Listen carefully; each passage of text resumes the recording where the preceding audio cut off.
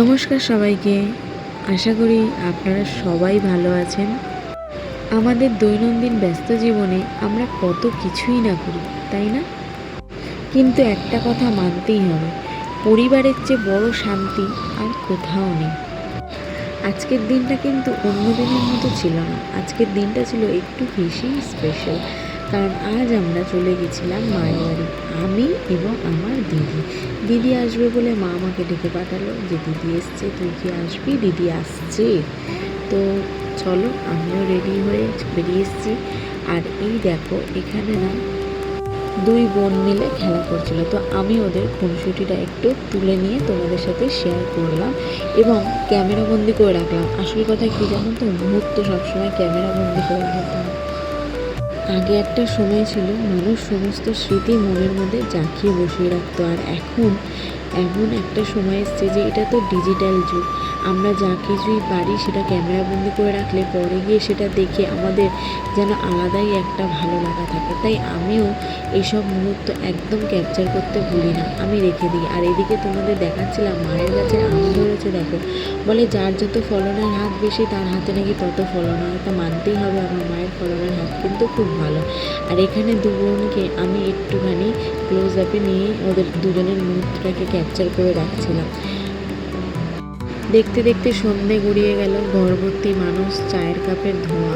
আহা, আড্ডা তো জমবেই বলো। আসলে অনেক দিন পর দেখা হলে জমানো গল্পের শেষ থাকে না।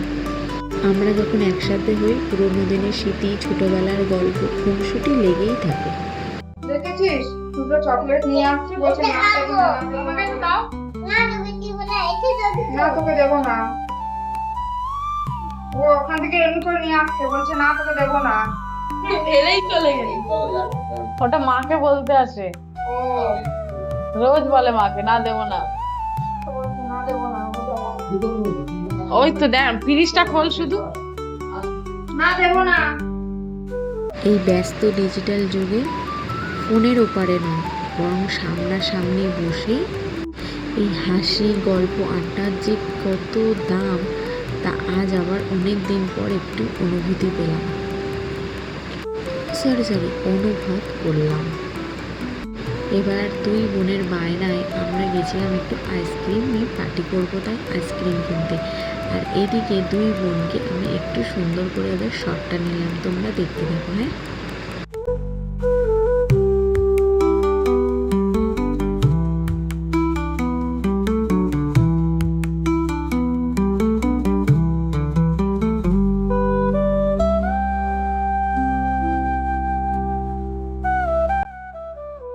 সেই সকাল থেকে ছিল আমাদের নেমন্তন্ন। সকাল গড়িয়ে দুপুরেই আমরা পৌঁছেছিলাম, কিন্তু দিনটা না কেমন যেন খুব তাড়াতাড়ি কেটে গেল জানো।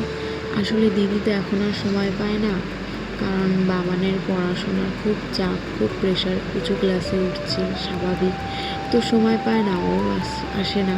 আমি যাই মাঝে সাঝে গিয়ে, যেহেতু আমার সামনেই বাড়ি, ওই হাঁটা পথে 10 মিনিট হবে হয়তো। তো সেখানে গিয়ে আমি দেখা করে আসতে পারি, কিন্তু ও আসতে পারে না। ও আসলে বেশ ভালোই লাগে, আর আমার মেয়েটা একটু খেলার সঙ্গী পায়। সেও তো একা একা থাকে না, তাই কাউকে পেলে সেও বেশ আনন্দ করে। আর আমি তোমাদেরকে একটা কথা বলি, পেখম কিন্তু কোনো বাইরের প্রোডাক্ট, মানে বাইরের কোনো ফুডই ও খেতে চায় না। নিজের ফুডই খেতে চায় না, তো আর বাইরের ফুড। যাই হোক, এখানে একটু ওকে মানে ও আইসক্রিমটা ঘাটবে বলে ওর মনির সাথে, এখানে মনি বলতে আমি বোঝালাম আমার দিদিকে, মানে ওর মাসিকে ও মনি বলে ডাকে। একটা গল্প বলি, পেখম যখন পেটে না, তখনই আমি দিদিকে বলেছিলাম যে আমি আমার বেবিকে শেখাবো তোকে মনি বলে ডাকতে। তো আমি কিন্তু আমার কথা রেখেছি। যাই হোক, চলো, অনেকটা সময় কাটিয়ে গেল। এবার আমি কিছুটা রান্না করব মায়ের সাথে, মানে আমি হেল্প করবো, তারপর মাই পুরোটা রান্না করেছে এখানে। তা যাই হোক, তো সেরকম না, এখন আর আমাদের দুজনের সেরকম দেখা হয় না। ওই যখনটা দেখা হয় মা আমাকে বলে, ও আসার কথা বলে আমি যাই। যদি আমার সম্ভব হয় আমি অবশ্যই যাই। ভালো লাগে জানো তো, সময় কাটাতে, ভালো সময়গুলো বন্দি করে রাখতে আমার ভীষণ ভালো লাগে। আমি যে তোমাদের সাথে এখন এই ভয়েস ওভারটা দিচ্ছি ভিডিওতে, এখন বাজে প্রায় 2:10 বাকি। মানে ওই রাত বেগম ঘুমিয়ে গেছে, বেগমের বাবা ঘুমাচ্ছে, ওই জন্য একটু অসুবিধাও হচ্ছে। আসলে আমার না মাইক নেই জানো তো, সেই জন্য আমার একটু অসুবিধা হচ্ছে ভয়েস ওভারটা দিতে, তোমরা একটু কষ্ট করে শুনে নিও। তো দেখি, ইচ্ছা থাকলে তোমাদের ভালোবাসার সাপোর্ট পেলে অবশ্যই আমি আরও ভালো ভালো ভিডিও আনবো এবং চেষ্টা করবো আরও ভিডিও ইমপ্রুভ করার। শুধু তোমরা একটু পাশে দেখো, হ্যাঁ? কারণ আমার না কিছু করার খুব ইচ্ছে, জানো তো, আমার অনেক স্বপ্ন আছে, আমি চাই সেই স্বপ্নগুলো পূরণ করতে। তোমরা একটু সাহায্য করো আমাকে। আসলে জানো, কথায় আছে মানুষ যদি কারোর ভালো করে ভগবান তার মঙ্গল করে।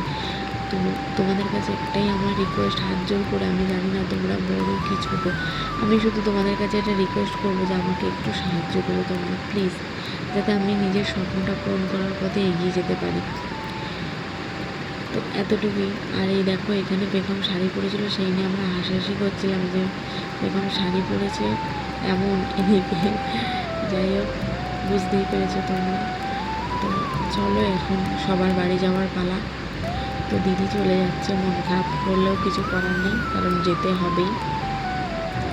মেয়েদের তো নিজস্ব কোনো বাড়ি হয় না, এটাই বড় সমস্যা।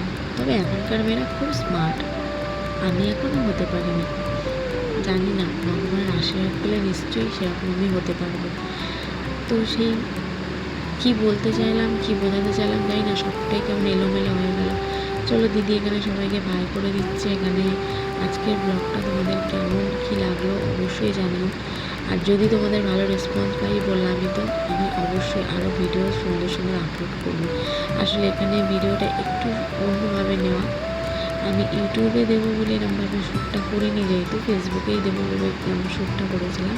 তো এবার থেকে অবশ্যই সুন্দরভাবে তোমাদের জন্য উপস্থাপনা করে নিয়ে আসবো ভিডিও। আশা করি তখন তোমাদের ভালো লাগবে। তোমরা প্লিজ একটু সাপোর্ট করো না, প্লিজ।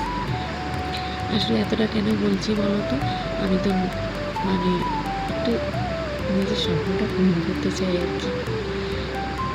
কেন জানি না, সব ভুলিয়ে যাচ্ছে সব কিছু বলতে গিয়ে। তো চলো, আর কোনো কথা বলবো না, বাই বাই। তোমরা সবাই ভালো থেকো, রাধে রাধে। এবার আমিও ফোনটা বন্ধ করে যাবো ঘুমাতে বেগমের পাশে।